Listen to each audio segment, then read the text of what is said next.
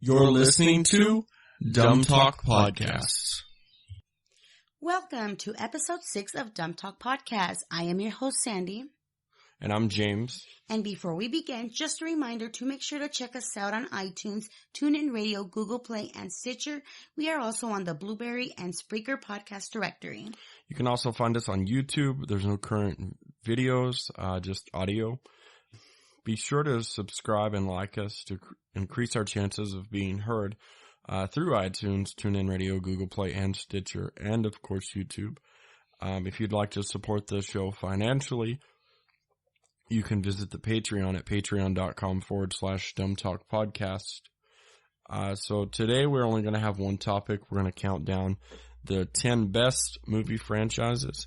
If you haven't seen our previous episode where we count down the top 10 worst movie franchises, make sure to go and check that out. But do you want to go ahead and get started? Absolutely.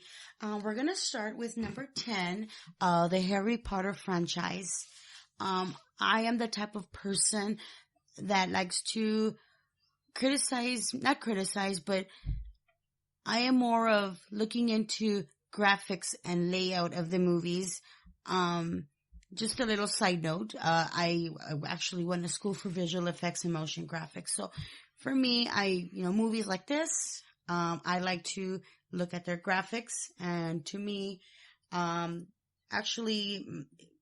this is all, one of the reasons why I liked Harry Potter. It had really good graphics, it had great imagination, a really good, a good movie for, a family to watch. They're a little bit long, but not in a way for you to find a movie really boring. For me, these movies were like hot from beginning to end of, as I watched the entire franchise. For me, I grew up, this had to be the 6th grade, and that's when the first book came out, which was Harry Potter and the Sorcerer's Stone, also Harry Potter and the Philosopher's Stone. I forget why there was two different, why the same book had two different titles, depending on, I believe it was the country that he lived in. I think some countries overseas wanted to go with philosopher, and maybe they had something against sorcery. I don't know. But to me, to have grown up when it all began, and really, as soon as it came out, it really just peaked. Not peaked, but its popularity just increased almost instantaneously. So when I got to see the first films, to me, I don't think they strayed too far away from the book. They had they just did a great job of sticking to the book, and to see something go from one medium to another in entertainment and be so well adapted and so well loved, that just made it great to me. And not only that, but this is a movie that not just, children are entertained. Us as adults. I think it was a very, very creative movie. Creative franchise. Yeah, it was definitely very creative. I think we both have, I'm looking at the notes here, and we both have that it's a great family film. So even as an adult, you can enjoy this. It's not like some of the movies that come out and it's really tailored towards young children and parents are just kind of dragged along. Moving along to our number 9, the Batman franchise, the Christian Bale version. I thought it was probably one of the best Batman series I've seen. It had really great action. I loved The Dark Knight. That was probably my favorite. Probably one of the best Jokers ever. I know the first one didn't seem too dark, but the second one, I don't know. I thought it was some great action, some great special effects, great actors. Yeah, I would agree. It had great special effects. What I liked is that a lot of the complaints now about some of the DC films is that they're too dark. To me, this was dark, but it had great story narrative. And it took characters, and it had great character development. I think we both said that, strong character development. And it took characters to a whole new level, like you said, the Joker. To me, as a fan of Batman, not only in the comics, but in the film, animation, television products for, excuse me, for the Joker, Heath Ledger's Joker is right up there with Mark Hamill's voice of the Joker. That's how iconic I think he played the role. And unfortunately, he didn't get to see the film, but I mean, he did an amazing job. Well, I think he prepared well. He got inside the Joker, I guess, frame of mindset, and he did a really great job with it. And what I liked also about this film franchise is each movie took I want to say different perspective, but I think they just told a better story than the previous versions, such as, I don't know that there was a Bane fight-esque movie to compare this to, such as in The Dark Knight Rises, but they did a really great job of Bane as well. Batman Begins, I don't think it's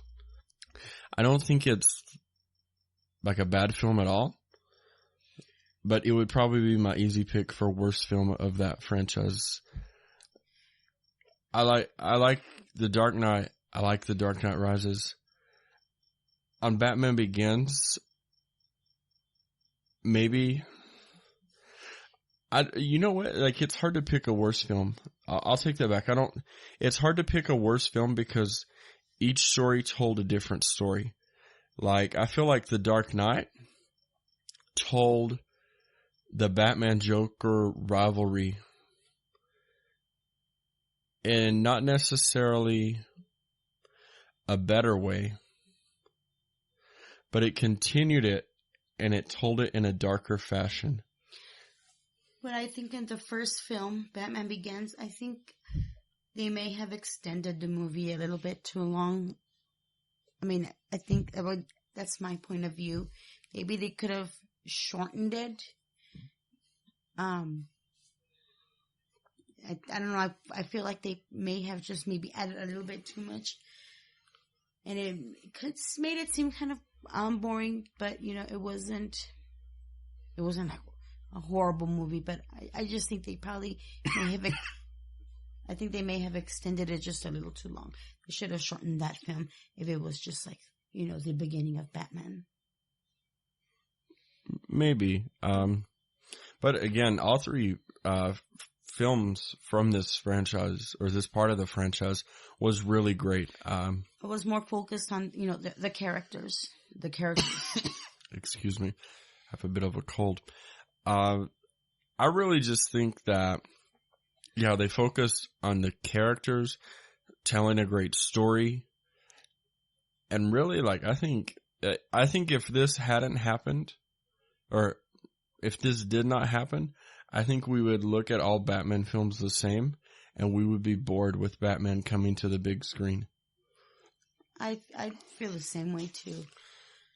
So moving on to our number 8 is our first horror franchise, and that is Scream, which debuted in the mid to late 90s. I believe so. For me, it was just a new Michael Myers type film, but it did give a modern reality. This time, the teenagers, for the most part, they seemed like airheads, but it was so relevant for the time. It reminds me because it's, you know, to me, because it was like, I mean, from the first movie, it was like, you know, mysterious. To me, it's like the scary version of Scooby-Doo. I don't know.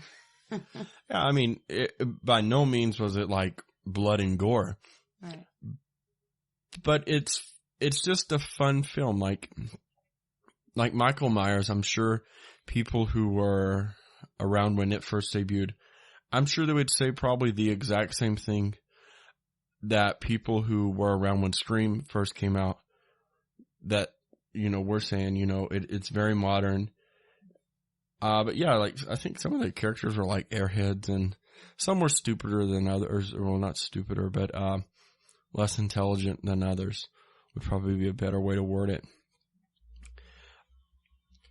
Yeah, I mean, I don't know what else to say. Like I said, to me, it's just a scary version of Scooby-Doo. I mean, like you said, we discussed in the last episode, like, the horror movie franchise, or just horror movies, are starting to die out slowly. And that's when they're bringing dumb movies like the scary movies.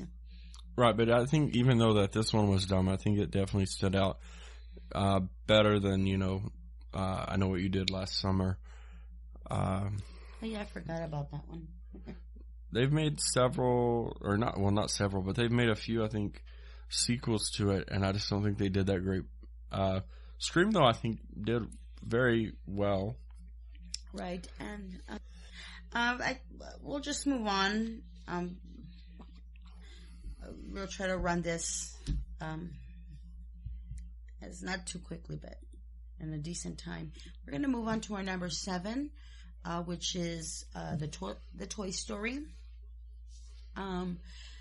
This franchise, I liked it because it's family fun, something that I'm pretty sure you can watch over and over with your kids, and it's something movies that are very entertaining. I also like the talented voiceovers, the actors that did the voiceover for the characters of this franchise. Yeah, I definitely loved Tom Hanks. Well, not only Tom Hanks, but Tim Allen. Tim Allen as Buzz Lightyear. I think those two are, they were very iconic because Tom Hanks was, of course, Forrest Gump, and he was super popular. And then, of course, Tim Allen. I know him from Home Improvement and the Santa Claus franchise. I mean... so I think those were two popular actors during the 90s. And they gave a great voice for the characters. For me, they had great storytelling with this. They, as soon as I watched it as a young child, it was an instant classic to me. I really loved the film. And they did a great use of incorporating new animation techniques, because I think at the time, it was either hand-drawn animation or like claymation. I think those were like two of the... And they were able to animate with objects, and they just used a great use of personification. Absolutely. Which, like when we think of toys, like it's just something we play with, we throw away after we were done with it. And they were able to take it, spin it around, and give these non-humanistic or non-humans humanistic characteristics.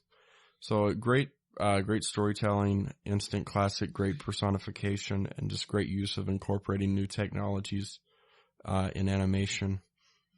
Or, well, I don't know if they were new, but this was like one of the first films that incorporated that and told a great story. But moving on to number 6, The Purge, which is our next, I guess it's a horror franchise? Well, I don't know if it's too much of a horror or violent. Because, I mean, if you look at it, there was not too much violence or like not too much killing. It was more like rather something similar, I guess, to the Scream franchise. Something, it was mysterious, but, I think kind of like, especially in the first movie, in the beginning, I kind of like guessed that the neighbors were up to something. Yeah, I thought they were they were super nice, and it's kind of like the main characters, the main family characters, they seem pretty chaotic, and for neighbors to be that understanding, it's kind of like something's got to be up. And yeah, I feel like that was kind of thrown off in the beginning of that movie, or at least the first movie. well, it caught me, but I think, like you said, it doesn't fit the normal horror genre of films, even though I think that's what it's classified as. But it tells a great story, and it's relevant. I think those two opinions go back to back, or hand to hand, together, because they're talking about like a new political leadership, and they're talking about how the ways of old didn't work. And that's relevant because there's a lot of people saying this way doesn't work. And then you have people on the other side of that same argument saying, you know what, those people are wrong. Their arguments don't work.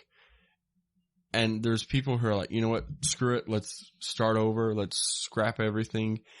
And this took that concept, put it in a genre that normally is just all blood and guts, and they gave it a great story behind it.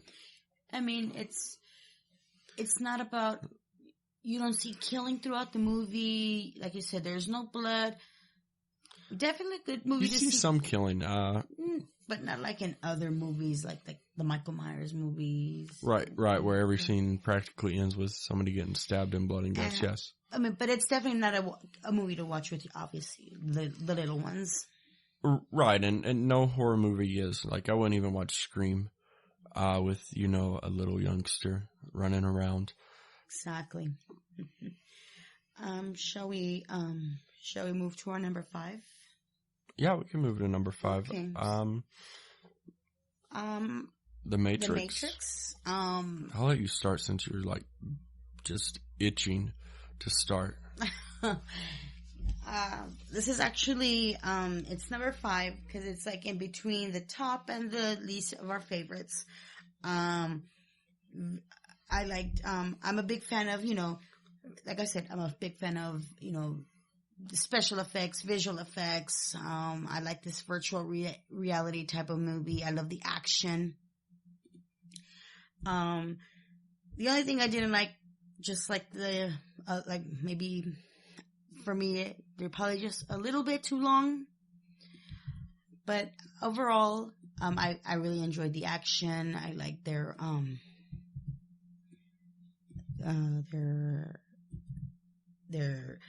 green screen actions. Because like I said, I like to look at trailers based on their special effects. But then, of course, if you go see the movies or go see a movie or that particular movie, it's totally different than what you're seeing in a trailer. But to me, you know, like I said, I'm a big fan of special effects. Right. And wasn't green screen at the time still like a new and fresh technology? It was.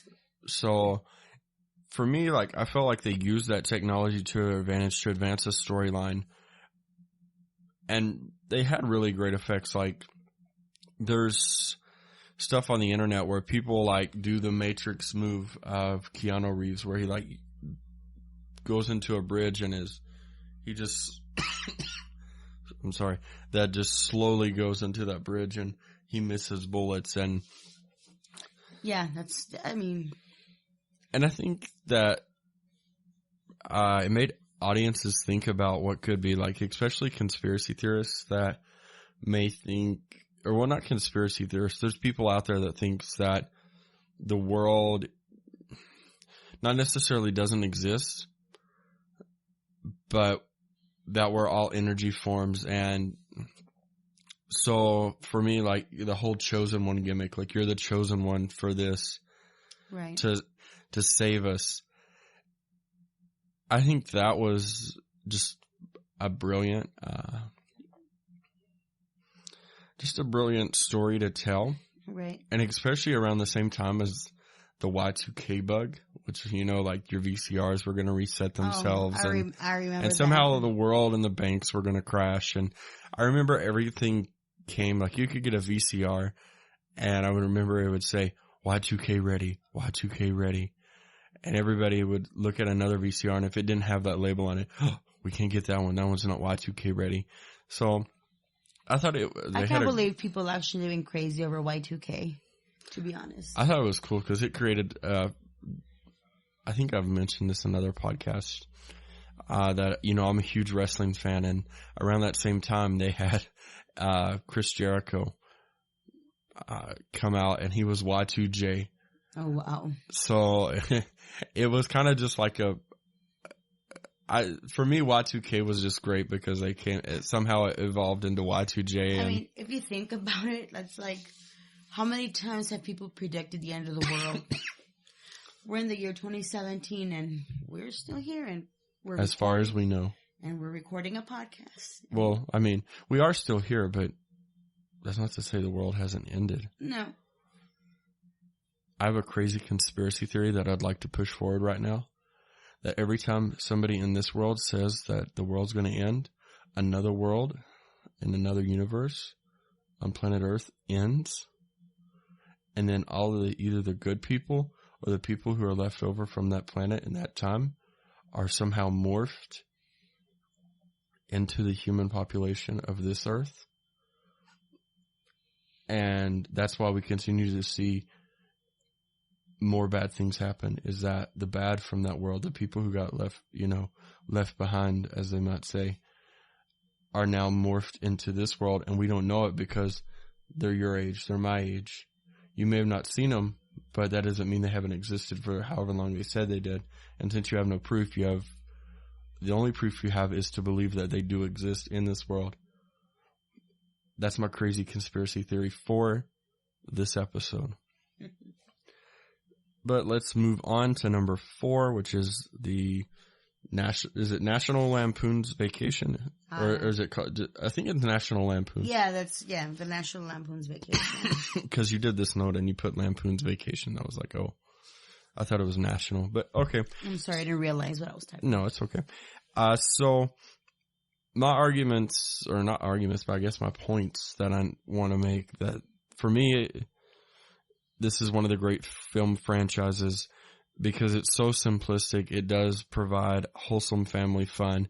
It's very pure. It's very, I hate using the word, it's very American, because America is so different to different people. I don't want to put that on, that's what America is. It's family vacations. Granted, every family in America should be able to take a vacation, whether it's down to the next block that looks better than theirs, or to another state, or to another country, or to another continent. No, I want to go on vacation. But you're right. I could definitely go to Mexico again.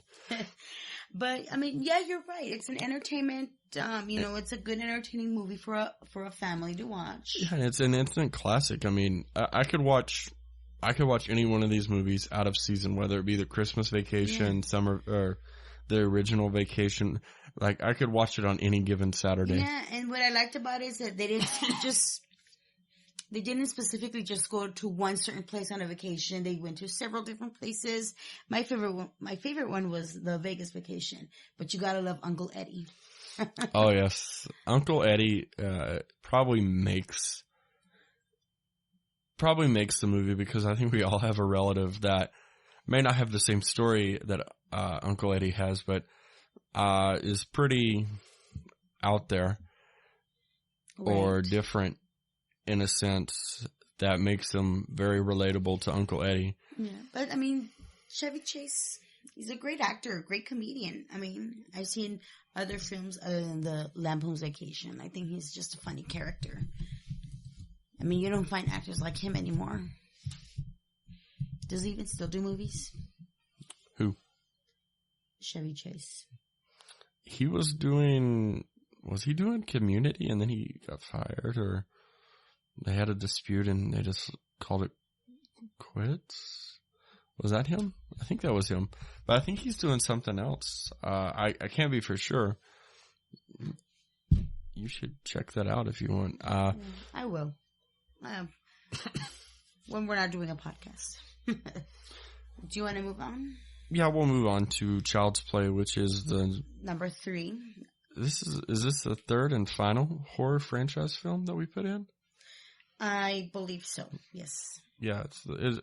So the reason why this is ranked so high, in my opinion, is I think this was the first film that actually scared me of my toys. Oh yeah, me too. Probably when this movie came out, When did it come out? I believe it. Was it before 88? It's somewhere in the 80s. I just don't remember the time frame, but I mean, if it was before 88, I wasn't even thought of.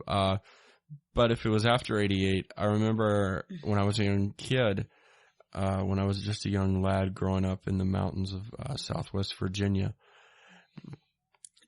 I had a Buddy doll. I don't know if you remember the Buddy dolls. These were probably about half your size or half your height. And they were just your little buddy. You would just drag them around. And so I think after that, I got scared of that doll. This movie was so unique, though. I mean, this franchise and, Chucky the doll. It's like it made you not want to see dolls the same way. You saw dolls in a different way. Heck, when I was growing up, I grew up with Barbie, and shit, I would throw them in the closet and scared my, death. You were scared that they were they're gonna come filled to with life. spirits. They're gonna be possessed. I don't know, but I mean that's definitely that was what was very unique about this franchise. And now that I've watched it, I think maybe last year was the last time I watched it. It was, I think probably for its time, it was a little out there. And I don't know that I think maybe just like some of the verbiage, like I think it was very harsh and the language was harsh. Yeah. Yeah. My favorite one was actually, and that's probably like the last Chucky movie I saw was The Bride of Chucky. Was that the last one they made, or did they make more? No, there was another one. There was one, I believe it was called The Son of Chucky. That sounds even worse than The Bride of Chucky. Yeah. It's like, who's got to be crazy enough? I think that was the one after The Bride of Chucky. But I don't know if they made any more after that one. But The Bride of Chucky was definitely the last Chucky movie I seen. Which wasn't too scary. It was actually somewhat funny and pretty stupid at the same time. It wasn't too scary. I mean... But, everybody has their opinion. I just, I liked it. It was, it wasn't too scary. It was just stupid and to get passed by. And, speaking of opinions, just like the last episode, I just want to throw out there, these are not numbers, or these are not based on numbers as far as financials or viewers. This is just based on our own opinion. So you can disagree where we put a franchise, or even if the franchise should even be included. But we would like, Jesus, this cult's gonna kill me. We definitely would like for some feedback and, hear your versions of your favorite franchises. Just like we're sharing ours. Right. But let's move on to number 2. The James Bond movies. Yes, 007. Probably one of the greatest movie franchises. Throughout, forever. Yeah, and I think we agreed that this was going to be, in our opinion, one of the top 2. Like we said, number 1, number 2, it's going to be right there because when you have a film franchise that goes for decades upon decades upon decades into new millenniums, you would think that telling the same stories and having the same titles would get old. What this film franchise has done is definitely very special, and you can tell that it's very protected because you've had many Bonds, you've had many Bond girls, you've had countless really awesome cars, really awesome technology over every film.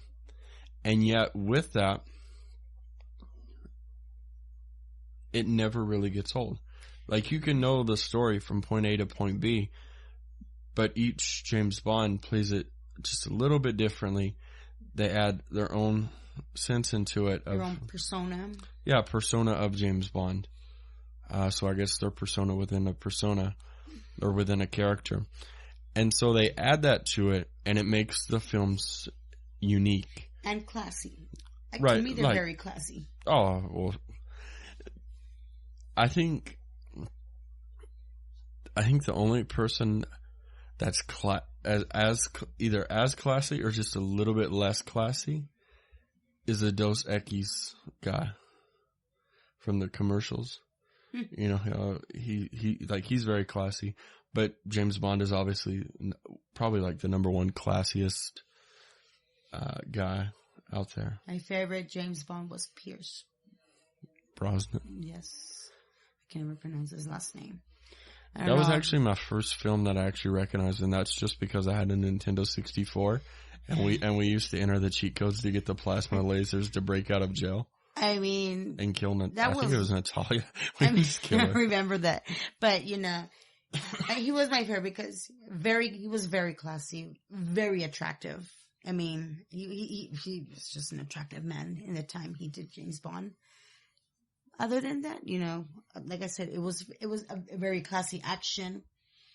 I mean, to me, and it's something like you said, throughout the decades, you won't get bored. Every James Bond has their own specialized character. And cars. And women. Beautiful women that they put in those movies. Yeah, and I think those three combinations keep men going for years. They probably keep men going longer than a pill of Viagra. I'm just saying, because after 4 hours, you got to consult a doctor with that blue pill. That's what the commercial says. I don't know. I don't have any issues like that. So I'm a woman, so you know I don't have a penis. So. Anyways, you know. Good to know.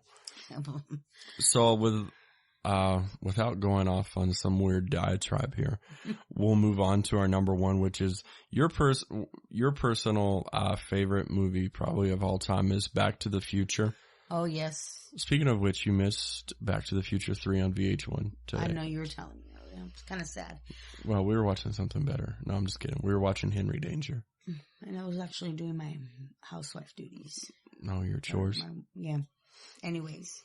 But I chose this as the number one franchise in our opinion. I think there's never been a movie this creative as this particular franchise.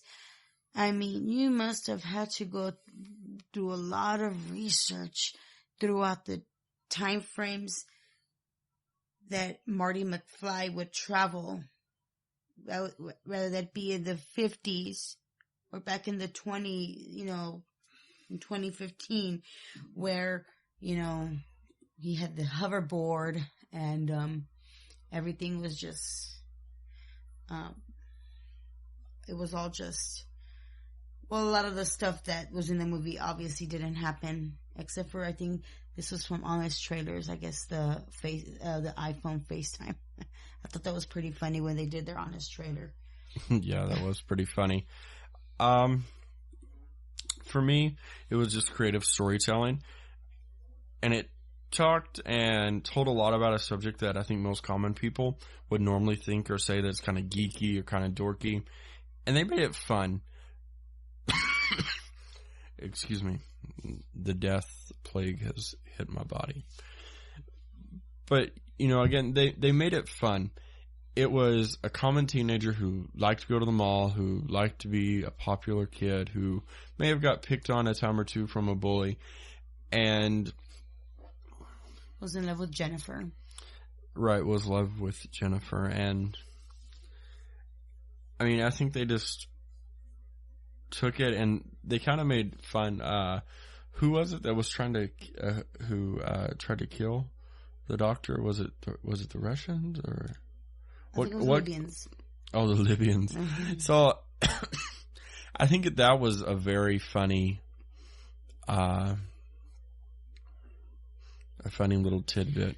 But they must have done their like I said, they must have done their done really good research to actually see how people lived in the mid 50s. This is where actually the movie takes place. I think probably some of those people were from the mid 50s. So I don't know how much research went into it. However, what I would say is that when you're talking about science, I think they did a great job of balancing entertainment and talking about like science and time travel and things like, time travel is still one of those things beyond the human mind. And I don't know if anybody actually has achieved it. Although, speaking of achievements, sorry to interrupt your opinion, but, there's a ton of videos where they supposedly say people have actually time travel, but then, it's the internet. People can throw a lot of stuff out there. Who I think knows? you can go on O'Reilly's Auto Parts, and if you enter a specific number, you can buy, like, flux capacitors. Oh, I know. I saw that. I'm like, wow. It actually exists. But that's crazy, though, how, like, they use that. That's what makes time travel possible. Hey, maybe this year is the year we finally get a DeLorean and we can we can go up to Northridge and right there in the parking garage, just go in a straight line and remember, and then it's the magic number 88, which is the year of my birth. So maybe I'm leading the charge in time travel with a DeLorean at Northridge Mall, or I'm sorry, Northridge Fashion Center. It's not a mall out here; it's a fashion center. Whatever. But other than that, I don't know. I loved, the first movie where they had the era of the 50s, and then the second movie where they had the area of the time frame of, the era we're living in now. And then we go back to the third movie. They're in the 1800s, so they're in the Western, or they're living the Western life.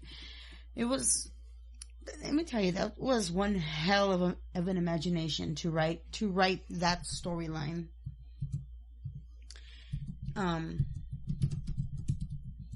Probably, I don't know. I would never get sick and tired of watching Back to the Future movies. However, I hope they never, ever remake that movie. It should be left alone.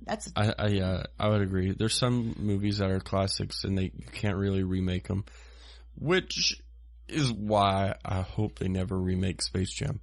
I don't care how good LeBron James is. Oh, God. Please do not make Space Jam 2. Yeah. I mean, there's been so many remakes and they've just gotten bad to worse. Well, not bad to worse, but it's like... They just lost the original. Yeah. I mean, I remember the original musical Hairspray, which I still haven't seen. You still haven't seen the original? No. The first, the Ricky Lake version? No. Oh. Well, I know they did a remake. What was it like? They did two remakes, which was one back in the early 2000s, and then the one that we just recently watched a few months ago. Oh, Hairspray Live? Hairspray Live. But, It's too bad they didn't have like a Hairspray 2 and 3, and maybe it would have got included on this list. Yeah. But, other than that, like I said, there's, to me, this is probably one of the best franchise movies ever. And I think maybe the majority of the people, whoever's listening, can probably agree with us. If not, it's okay. We understand. I just invited probably I think 15 to 20 of some of my friends. Some of them are your mutual friends. And maybe they have a different opinion. So...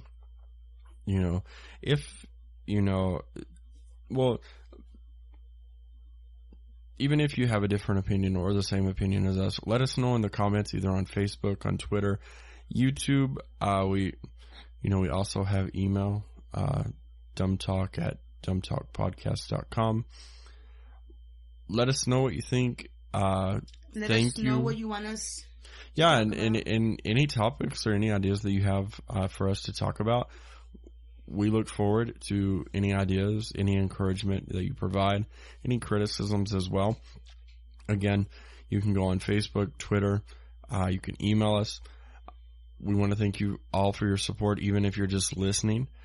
Now, if you do want to financially support the show, patreon.com/DumbTalk Podcast. Catch us on iTunes, Google Play, Stitcher, and TuneIn Radio. Soon to be iHeartRadio. I sent the email this week and they told me it could take up to 2 weeks to let me know if I'm approved. So hopefully we are approved and we'll be on iHeartRadio. That's just another place. And then once Spotify gets out of its weird stint, maybe we'll be on Spotify. That's something that we look forward to. But yes, once again, we really appreciate the support. Any new people, everybody's welcome to listen to our show. I just hope you guys continue to enjoy listening to us. And like I said, we just want to hear your ideas, your thoughts, what you want us to talk about. It could be about anything. And we can make it sound as dumb as possible because that's what it's called. That's right. So again, thank you. This has been the 6th episode. Thank you again for listening. And we look forward to seeing you into the future episodes, which we may be filming here in a few minutes. So thank you again. Good night to all the dumb people out there.